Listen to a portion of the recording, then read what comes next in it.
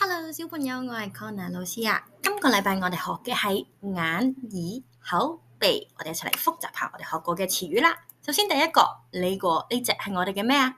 我哋嘅眼睛，跟我讀一次啊！眼睛，眼睛可以做咩咧？眼睛可以睇書，亦都可以去睇動物，亦都可以睇電視，又或者好似你而家咁睇緊 Connor 老師嘅片啊！好啦，第二個咧係我哋嘅呢個咩嚟㗎？係啦，口，我哋亦都可以話係嘴巴。係啦，我哋嘅口咧可以做啲咩咧？我哋嘅嘴巴可以，可以食嘢，亦都可以啦唱歌，亦都好似 Connor 老師而家咁樣同你講緊嘢啊！係啦，我哋可以食嘢，用個嘴巴，亦都個嘴巴可以唱歌，亦都可以用嘴巴用嚟講嘢。好，第三個，呢個係我哋嘅鼻，係啦，我哋個鼻，我哋個鼻哥，鼻咧就可以用嚟聞一啲好臭嘅嘢啊，亦都可以用嚟聞好香嘅嘢，係啦，小朋友啊，你有冇諗到啲咩嘢係好臭㗎？係咪對臭物咧？或者有冇聞到啲好香嘅嘢啊？係咪好似花花，或者啲好香嘅嘢食啊？好，第四個係我哋嘅耳仔，係啦，我哋嘅耳，我哋可以叫耳仔，亦都可以話耳朵。我哋嘅耳仔可以聽啲咩啊？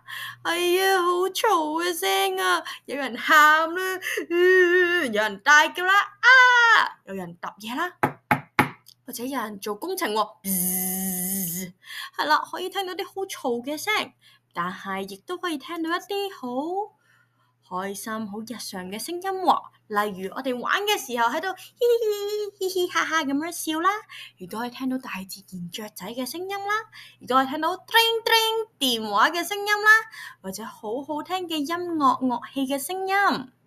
好啦，我哋一齊嚟複習一次我哋塊面上面嘅所有器官個名叫咩啦？好唔好啊？好，首先第一個我哋指住嘅呢隻係眼睛，跟我讀眼睛。第二個我哋嘅耳，亦都可以話係耳仔，亦都可以話耳朵。好，第三個擘大我哋嘅口 ，very good，擘大我哋嘅口，或者我哋都可以叫嘴咩咧？嘴巴，非常好啦。然後好啦，我哋嘅鼻，你個鼻喺邊啊？係啦，呢個個鼻。係啦，仲有一樣嘢喺我哋塊面度嘅，喺我哋隻眼上面嘅，呢個係咩嚟㗎？係啦，冇錯，呢個係眉毛，跟我讀啦，眉毛。所以咧，我哋數下我哋一塊面上面有幾多個器官啊？好唔好啊？準備，我哋一齊數先，眉毛開始，一眼睛，二鼻，三嘴巴，四同埋耳仔，五。我哋就有五樣嘢喺我哋個塊面度嘅，我哋就叫五官。跟我讀啦，五官，非常好。好啦，小朋友，今日個video就去到呢度啦，我哋下次再見啦，拜拜。